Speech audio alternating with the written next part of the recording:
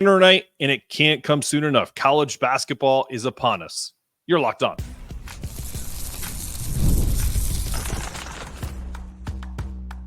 You are Locked On UConn, your daily podcast on the UConn Huskies, part of the Locked On Podcast Network, your team every day. Thanks for making Locked On UConn your first listen every day. We are free and available wherever you get your podcasts and on YouTube, part of the Locked On Podcast Network, your team every day. Before we dive into today's show, I want to take a moment to share some quick news. Thanks to fantastic guests like Emily Adams at the Hartford Courant and my co-host today, Dan Meehan of Exit 68, and some great interviews. October was our best month for Locked On UConn, and November is off to a fast start. It's all thanks to listeners like you. Special shout out to my everydayers. And finally, here's something that makes us really proud. Every time we grow, we're able to give back even more. We committed to supporting two causes close to our hearts, donating 10% of all of our revenue to Bleeding Blue for Good, and an additional 10% to the Husky Ticket Project. That means every follow, download, and subscription helps support athletes and sends kids to experience the excitement of UConn basketball and football, and we're excited about that. So if you're enjoying the content, please take a second to subscribe. Follow wherever you listen to the audio. Together, we're building something special and helping us make a real difference for Husky fans everywhere. Thanks for making Locked On UConn your first listen every day. Today's episode is brought to you by FanDuel. You can start the season with a big return on FanDuel. Now, new customers can place a $5 bet, and you'll get started with $150 in bonus bets if you win your first $5 bet. Visit FanDuel.com to get started. All right, the season has begun. Let's bring in our co-host on Tuesdays and Thursdays, Dan Meehan of the Exit 68, founder of it. Love his stuff. He's wearing a cool shirt on right now. The season has began. I'm super excited. I watched a million games last night between bringing my kids to different things and then home watching it. Two TVs going at once. What's your impression from the start of college basketball season? Well, first and foremost, I thought we had a really cool kind of red zone situation going on in college basketball on FS1. They were panning around all the games. I think there were over 100, maybe 200 NCAA games played yesterday. A lot of big time teams in the top 25. A lot of them look good, some not so great. I think the teams that are going to be there in the end, Kansas, Bama, Houston, Iowa State, Gonzaga, Baylor, all those teams played yesterday. Most look good. There was a game on late at night. Gonzaga Baylor, that was a blowout. Yep. Some interesting talking points to take from that one. But yeah, I thought first game for Duke in the Cooper Flag era. That was fun to watch. So yeah, what'd you see? What'd you like out there? Yeah, I think you're spot on. I think Houston was fantastic. Very clinical, if you will. Like that's just Calvin Sampson's team. They're not great offensively. When they play against a team that can't do anything against them defensively, which happens quite a bit, they look that much better offensively. So I think I'm always a little, I have a little trepidation with crowning them the best team. Like I think I did that last year, and one guy got hurt in the biggest game of the year, and they completely fell apart. So the depth isn't there for me yet, but Houston looked good. They give they give like 42 points or something like that. It's stupid. 40 even. Crazy. Yeah, Duke looked good offensively. I think at times you have to take in consideration that this team is being coached by a third-year guy in John Shire, and he's brought in an incredible team on paper. And I think in the hands of a more seasoned coach, this team, they probably would be the favorite to win the national championship, in my opinion, because they have positional size everywhere. They have a kid in Flag who can pretty much do anything on the court and also lead the point, like a point forward. It's kind of incredible. Con Knipple is sick. Like he is the kind of guy that if he was on UConn, we would be like in love with him. But we're going to hate him because he's on Duke. But he's fantastic. And then you have that Kolan Malik who should be able to block almost anything, but he kind of got bullied a little bit last night against Maine. So that's my thing. It's like the killer instinct for a team as talented as Duke isn't there yet. If they get that, if for some reason that flip switches, then that team is scary good. But defensively, I'm not sold on that. And then lastly, Gonzaga, I'll turn this to you. Are they legit, or do you think this is regular season Gonzaga doing regular season things and just like beating Baylor by 40? Baylor did not look good. and credit to Gonzaga for, that's a experienced team. They're bringing back a lot of experienced guys from last year's squad. So who knows? This could be. We talked about it a few days ago on the pod that Gonzaga is consistently there every single year. Sweet 16s, Elite Eights, Final Fours. They've never been able to climb the mountaintop all the way. This could be their year. They got a really experienced squad. Rest in peace to Mark Few's son, who got dunked into the next stratosphere last night. If people are talking about, I can share something. So let's show the viewers what you're talking about, and I want to show something off this place if Joe Few scores. Oh no! And a steal for Josh Ojonwuna. Don't do it. VJ Edgecombe, my goodness. Night one. You know what my only problem with this was, and I'm gonna play the other angle. Poor guy gets in the game. Welcome to the game, Joe. Welcome to the game. He tried. But you know what my only issue is? If you go back to the dunk, I don't even show it again. But the bench of Baylor, you're getting beat by 40, dude. I know the dude just got posterized, but can we show a little humility? Like, you gotta flex a little bit. Yeah, that's like scoring a touchdown when you're down 4 scores in the NFL. You got guys on like the bench doing this. Like, come on, man. Like, literally, I have no problem with VJ Edgecombe. He's 18. He's going to be an NBA player, dunking on somebody and then like flexing because that's what every guy does.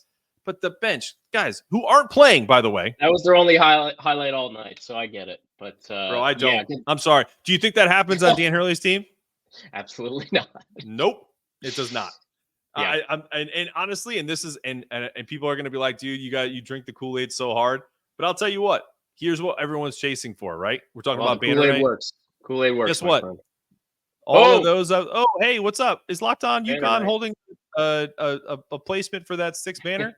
But no, like, and we joke, but like the reality of that, and it's a great segue to talk about the culture that he's created. Wouldn't allow his team to be down by 40. Number one, but also if it did happen, let's say by some miracle, Texas did it to us on their home floor. Just using that as an example. If Jalen Stewart dunked on one of their players, they're just not reacting that way. That just wouldn't happen. Yeah, Baylor got taken to the woodshed last night. That was a complete undressing. The game was on late, so I don't think everyone caught that one on the East Coast. But yeah, man, I mean, if you want to talk about making a statement early in the year, you've got a lot of these teams playing bye games against, low-level D1 teams, blowing them out by 30 and 40, which matters. I saw some of the KenPom rankings that changed overnight. St. John's jumped up about 7-8 slots. So these blowouts matter later in the season for net ratings, for KenPom, Evan Miyakawa, friend of the program, all these things. People, you can take whatever the net ratings, however they want to slice it up for whatever they incorporate into the AP rankings week to week and at the end of the year and on Selection Sunday. But these blowouts matter. You got to beat the bad teams. A top 10 matchup. I think it was the biggest margin of victory in a long time for 2 top 10 teams for over like 30 years, which is nuts. But Gonzaga looked good. Some of the other squads, blowouts all night, Alabama, Kansas. But yeah, there was a couple blowouts in the Big East and some other games in the Big East that also weren't blowouts. So it's a good segue. You're a pro. Yeah. We're gonna talk about that because I posed a question and I'm gonna pose it to Dan, as you just mentioned. Every one of these wins and by how much you win them matter in terms of seeding, in terms of how many teams get into the tournament for your conference. Are we in a Big East situation or potentially the Big Least? Because it looked a little rough in Tumble last night where we could have lost a bunch of bye games. Not just one, Providence, I'm looking at you, but quite a few. We'll talk about it after the break. What's up, Husky fans? It's time to recognize the Roy Player of the Week. So far this season, we pulled over $20,000 to support players on Roy. Micro deposits lead to massive change. With the Roy app, you can direct your support to the athletes you love and ensure that all funds go to the specific player you choose. Unlike collectives, you know exactly where your support is going, and you even receive exclusive content like personal videos and updates after the season. And the best part, it's risk-free. If the athlete transfers or doesn't deliver the content, you get your money back. This week, I'm supporting Mel Brown, running back for UConn, 14 carries, 138 yards, and a touchdown. I just pitched in $100, and I'd love for you to join me. Even $10 makes a difference. So let's show Mel the love and keep him connected to our school. Remember, pay today, celebrate tomorrow. Your support sets your team up for success. Plus, don't miss out on Roy's exciting giveaway. Win 2 tickets to any game in November. Just download Roy, create an account, and enter referral code Locked On, and you're entered. Already on Roy, any contribution to an athlete's campaign also gets you entered automatically. No purchase necessary. Void where prohibited. Download Roy now and join the NIL game with no subscriptions and no fees. And be sure to check us out on Instagram, Facebook, and X at Roy_return on you. For more info, support Roy, support the players, change the game.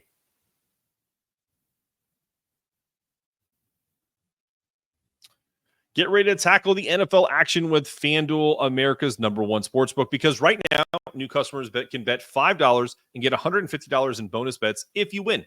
The FanDuel Sportsbook app gives you everything you need to place live bets on the NFL all in one place. It's actually pretty sweet and pretty seamless. So when you get a hunch in the middle of a game, you can check out the latest stats, view live play-by-play, and so much more on the same page where you place your bets. Like last night's game, if you were doing that live, you could have bet on if they were going to go for 2, or if they should, or how quickly they were going to get an offensive touchdown, whether it was a touchdown or a field goal in overtime. All that's done seamlessly in the app where you place your bet. You'll get started. If you're a new fan, you get started with $150 in bonus bets if you win your first $5 bet. That's FanDuel.com. Never waste a hunch and make every moment more with FanDuel.com, an official sports partner of the NFL.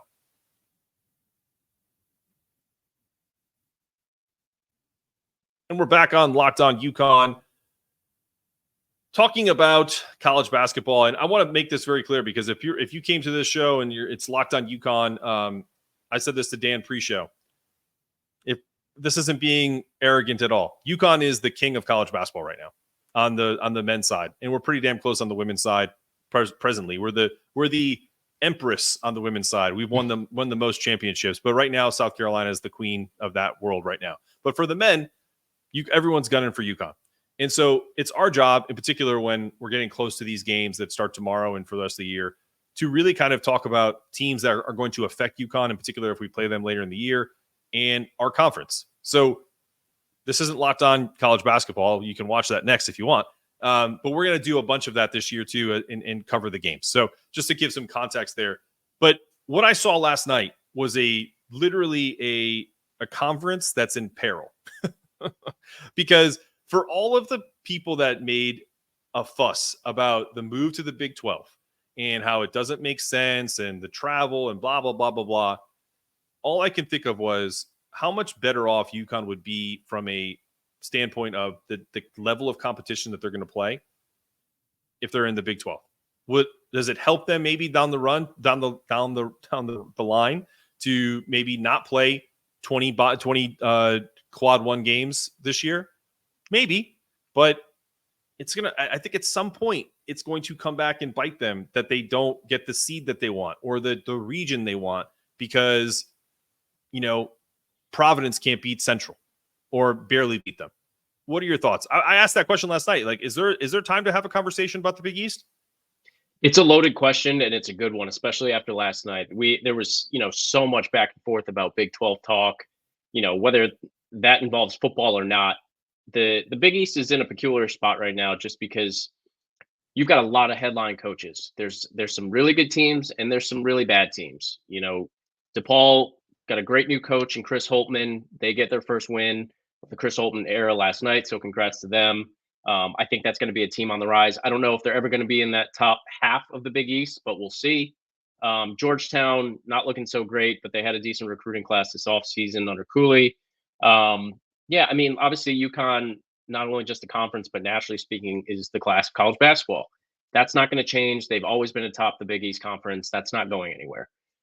It's the other teams that are kind of going to need to fall in line year after year. And I think the conference is in a good spot because of those head coaches that they have at the helm at some of these schools. The Big East has always had strong coaches that have kind of led them nationally and kept them, atop talking points and TV shows and in the national tournament.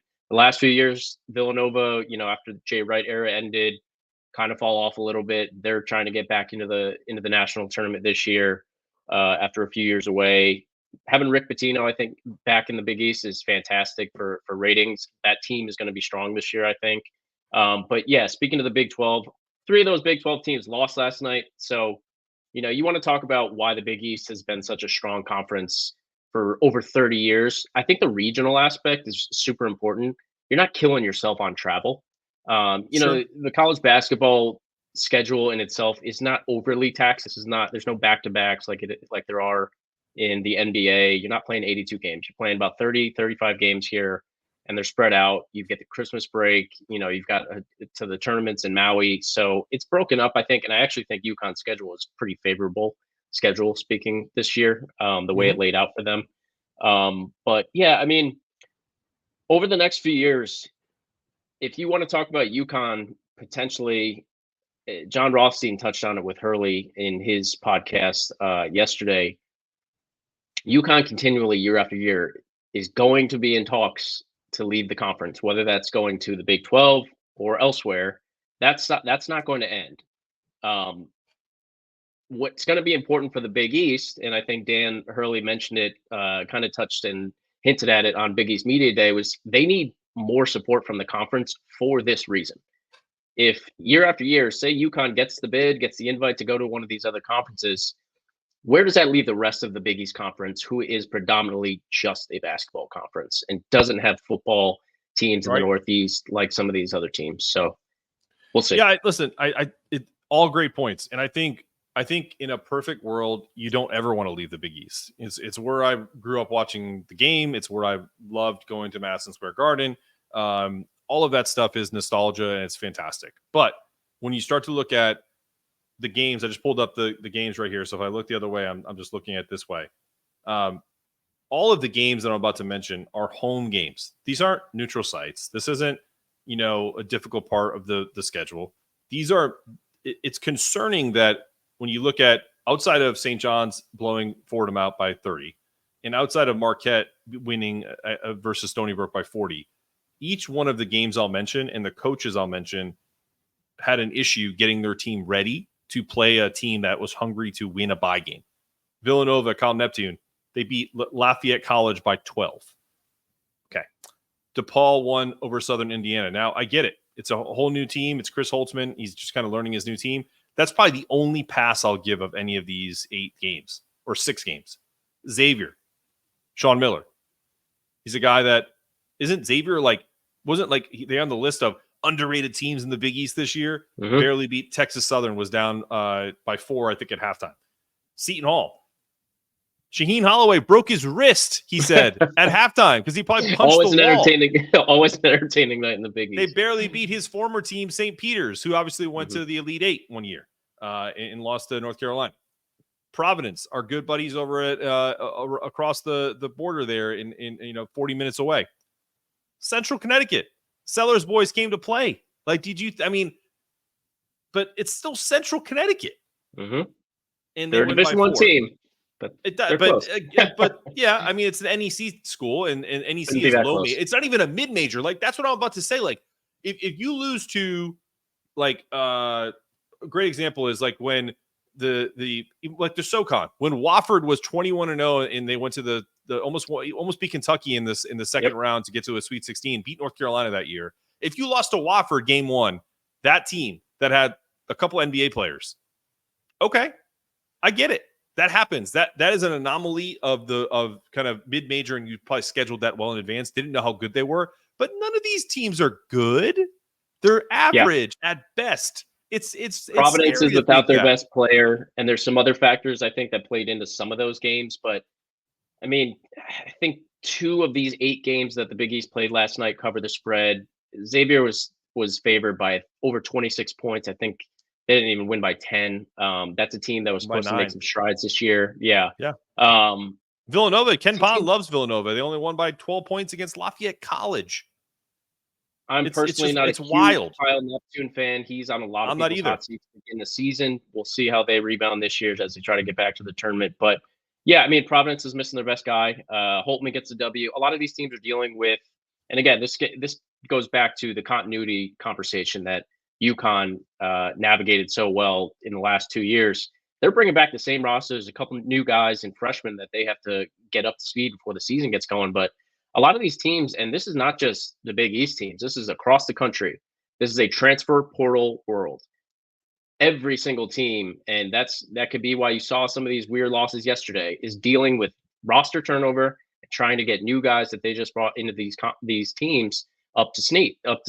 And you don't have a lot of time leading up to the season. You only got 32 hours in the summer, and then they start practice late September. So you've only had a month with these new teams to kind of figure out roster rotations, figure out who your top few guys are going to be. And then off the bench, a lot of these teams, I think, who was it last night that went 0 for 11 off the bench last night? I think who was it? I don't know, but I think Providence, maybe Seton Hall. But either way, everyone's dealing with the same issues, but it goes back to the same conversation. UConn's continuity is going to play a big part in why they are comfortable throughout the season, not only just starting. They know their guys, they fail fast, and they want to figure this out because that team is not starting the season looking to lose any of these games. I don't anticipate having any hiccups in the first 4 games of the season leading up to the Maui, but we'll see how it goes. No, and I'm not. When people hear this, they're probably gonna be like, "Oh, stop picking on the Big East; it'll be fine." You're probably right. And if you look at the top 25, this is why preseason rankings are such garbage. Because, like, for example, and people were going crazy about Texas A&M losing. They lost to UCF. UCF is a Big 12 school. It's not like UCF's like the plucky underdog anymore. They beat Kansas last year on the road, so UCF can play. They were even without their number 1 recruit, Mikey Williams, and they won. Then you have, North Carolina down here against Elon was basically on the cusp of losing that game, and then they went on a run at the end of the game.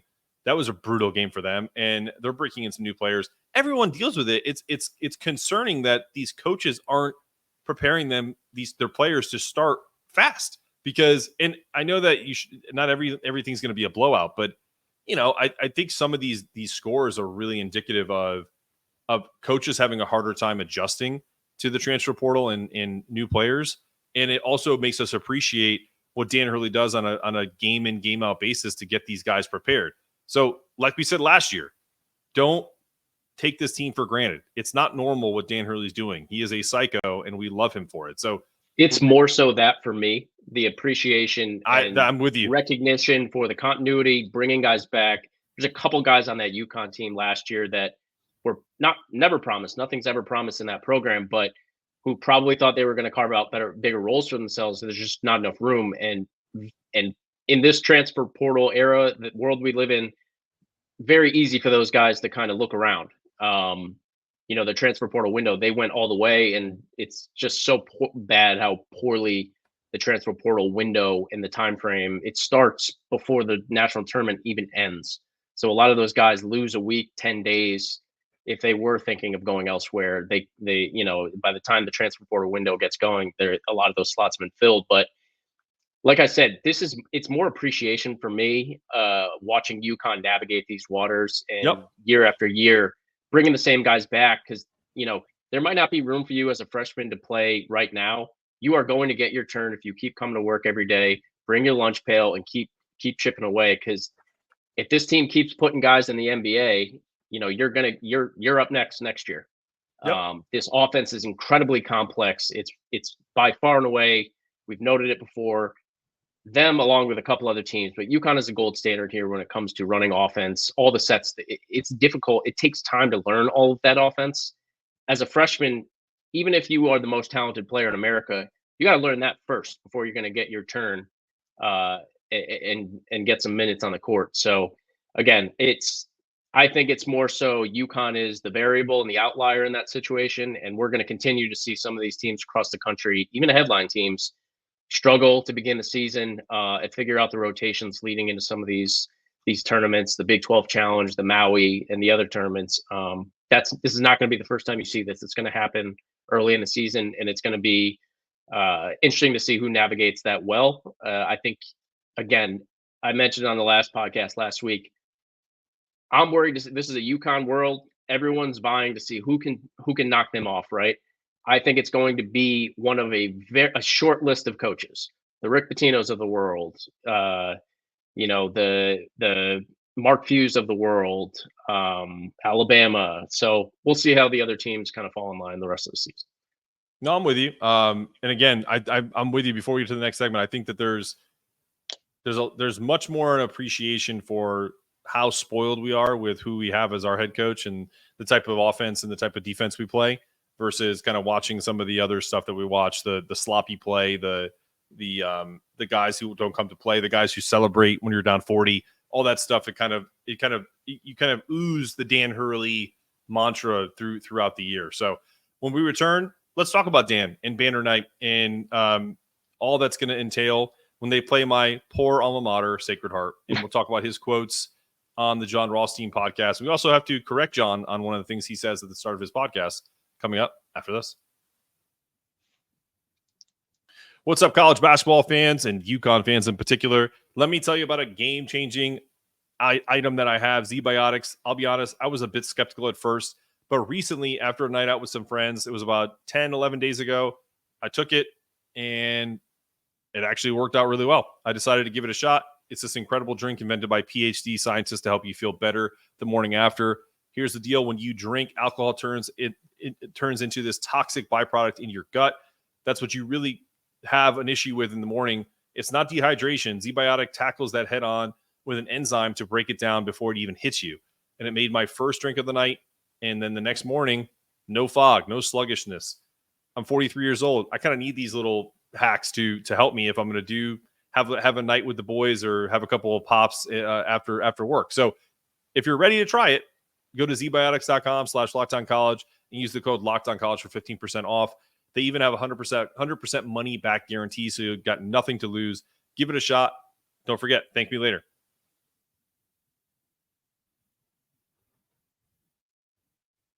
All right, we're back on Locked On UConn.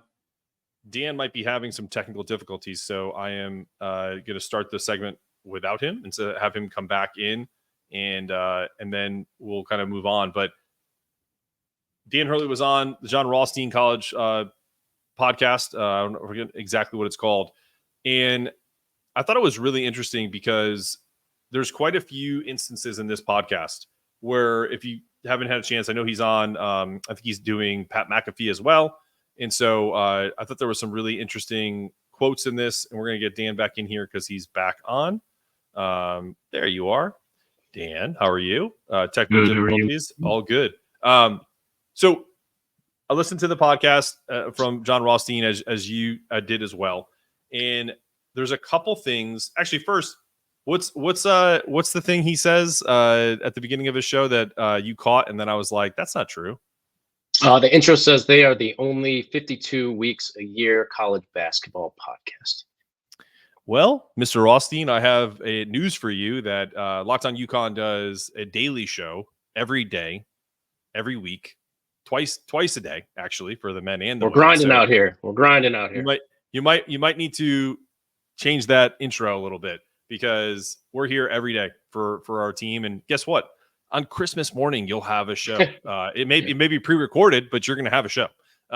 So just so you guys know, Thanksgiving, my birthday, my kids' birthdays, Dan's birthday, we'll still be on. But that's here nor there. Credit to John Rothstein. He's one of the best doing it.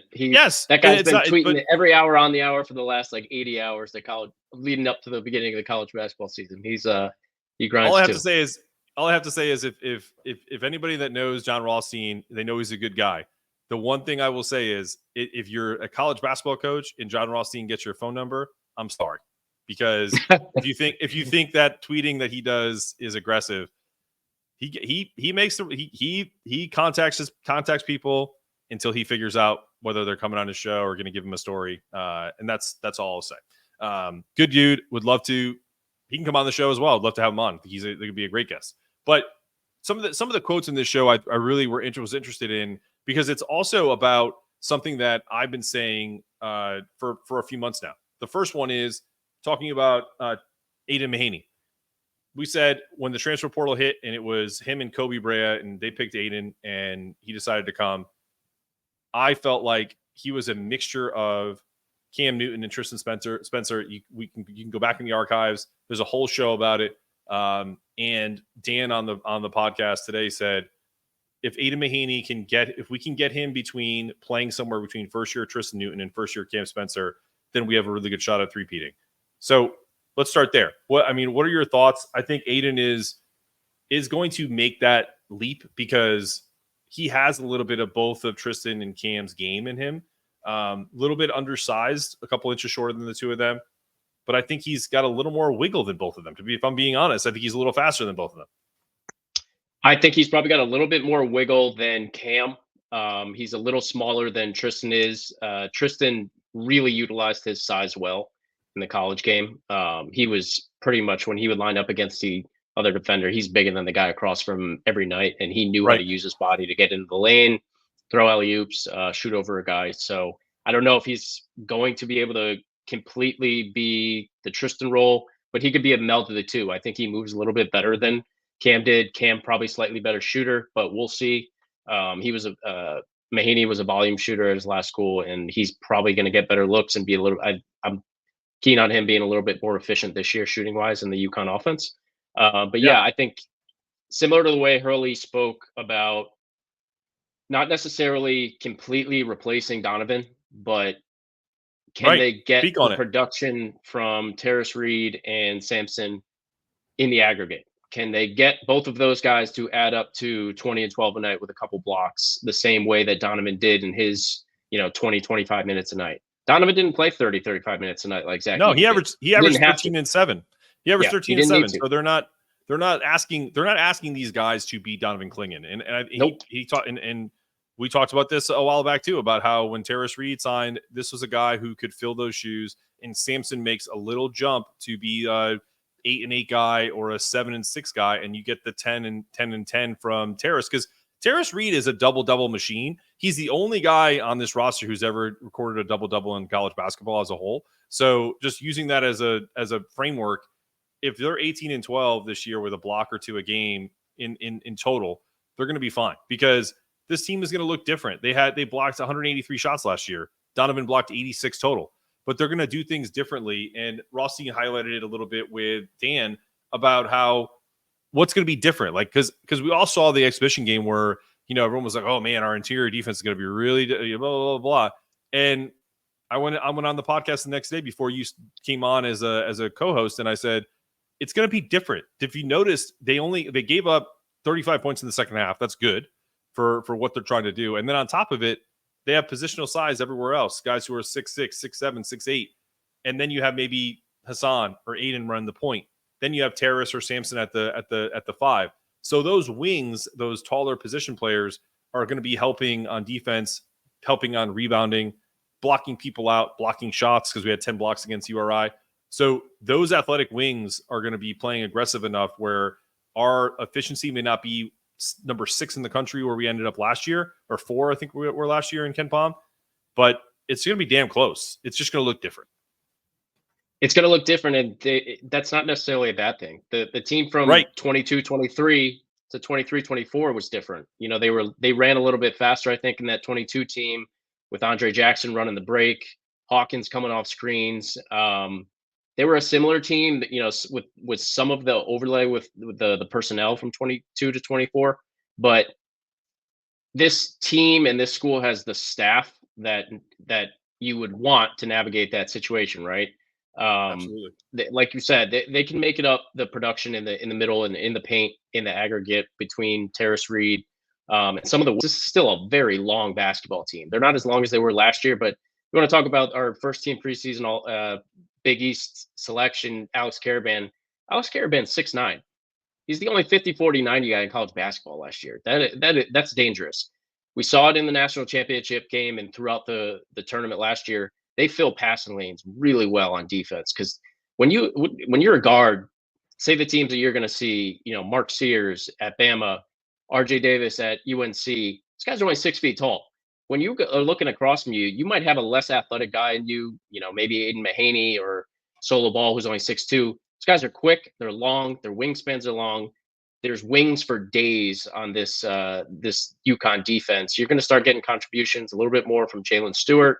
Dan Hurley also alluded on that podcast that Jaden Ross has flipped the switch in the last couple of weeks in practice. Last season, I think Solo Ball started off the year as kind of that 8th guy, the 3rd or 4th guy off the bench early in the season, and that melded into Jalen Stewart later in the season, who came on in the Big East tournament and in the national tournament. he'll probably be the 8th guy on this team right now, but Jaden Ross is going to be vying for some of those minutes too. I wonder if Jaden's going to play a little bigger role in these, and like I said, in these first 5 bye games that start I tomorrow think so. against Sacred Heart, because Liam's coming off of a calf, so you kind of aren't going to see him play 30 minutes a game. I think they're going to probably ease him into the games and then have him almost on like a pitch count.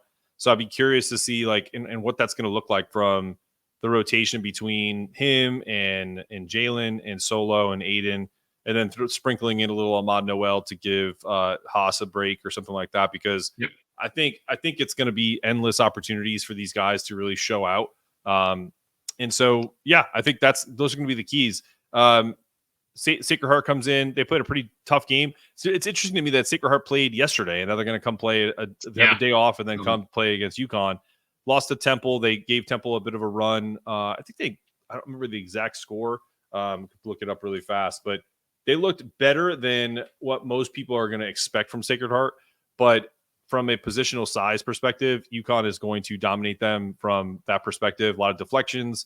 If this team plays anywhere up to their capability, it's going to be ugly very fast. But don't be surprised if Sacred Heart punches back a little bit. They did that against Temple. They have some decent guards. They lost by 11 points to an AAC school. It's not like Temple is, hot garbage or a low major. Some may argue that, but again, it's a team that may sneak up and keep this like a 10-point game early, and then UConn just wears them out. So I'm curious about what it'll look like, and I'm just excited for the season to start.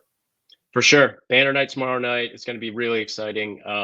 Sacred Heart 16-16 last year, so 500 team, low-level D1 team. But yeah, like you said, these first 4 games are going to be really important for UConn to use. They did the same thing last year. They started off solo ball, gave him some minutes to just kind of get his feet wet. Try to utilize and work some of these rotations. This is a really deep squad. This team might even be a guy deeper than last year's team was.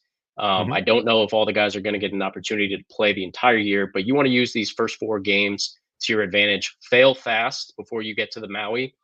Dan Hurley alluded to it a couple weeks ago. They are not going to play these national tournaments and to lose these games. They want to win. They don't take the court look and lose. They're trying to win every single one of these games. Jockeying for position all year. They want to be, a 1 seed going into the tournament. Similar to last year, these first 4 games are going to be crucial to try to see if they can get some contributions from the 8th, 9th, and 10th guys. Like you said, Liam's nursing an ankle. I don't think they're going to kind of give him a huge pitch count. Let him sit. You're going to need him the rest of the year. Play him a couple minutes, but you're going to need to see what Jaden Ross, see if that flip that he switched in the last couple weeks in practice translates to the games. Absolutely. And before we go, just giving you guys a heads up about later in the week. Remember, this is like you only have one more show of me of anticipating this team's first game for both the men. Actually, the women, you have 2 shows. So I apologize if you're watching just for the women.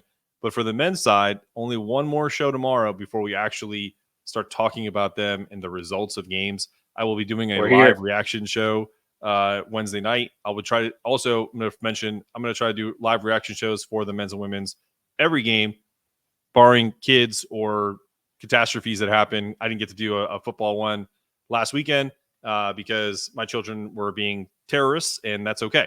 They just terrorized my house, so I couldn't I'm trying to get on campus early tomorrow. The parking garage fills up depending on when I get to campus and where I park in that parking garage, which takes sometimes an hour or 2 to get out of after the game. I'll try to log in and join you for the post game reaction. Perfect. Guys, we have an awesome season ahead. We got an interview with Braylon Mullins on Friday that'll come out next Monday. So some really cool things to look forward to outside of course, the start of the 24-25 season. So this has been another episode of Locked On UConn. For Dan Meehan of Exit 68, I'm Mark Zanetto saying stay locked in, stay connected. Make sure those toughness meters are always rising because we got basketball coming in less than 24 hours. Let's go.